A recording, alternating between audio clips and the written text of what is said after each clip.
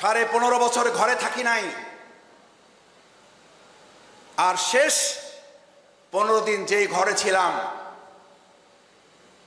আমি বারবার বলতাম, ভাই আমারে ধরতে আসলে কিন্তু আমারে যা মারবে তার চেয়ে আপনারে বেশি মারবে, বুঝেন কিন্তু, বুঝেন কিন্তু। আমি জানি না পাশ থেকে ভাবি কিভাবে শুনছে।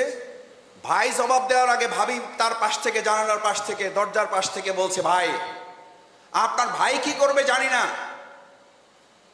যদি আমার ঘরে কেউ অন্যায়ভাবে প্রবেশ করতে চায়, আমার এমনি 2টা দাঁড়, একটা বডি আছে। আমি বলে রেখেছি, যদি আমার ঘরে প্রবেশ করতে হয়, যদি আইনগতভাবে আসেন ভালো, আর যদি অন্যায়ভাবে আসেন তাহলে আমার বডি এবং এই দায়ের নিচ দিয়ে আপনাদেরকে প্রবেশ করতে হবে। এইরকম মা, খালা, বাবা, চাচা, দাদা, নানি যে ভালোবাসা নিয়ে আমাদেরকে পাহারাদারি করেছে, সেই বাংলাদেশকে আমরা জীবন বাজি রেখে পাহারাদারি করব।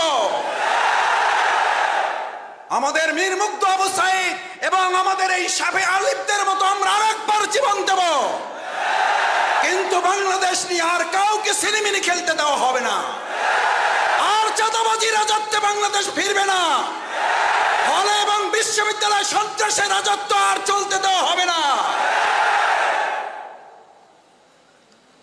মীর মুগ্ধদের রক্তের সাথে বেঈমানি করবেন কেউ? আবু সাঈদের রক্তের সাথে বেঈমানি করবেন কেউ?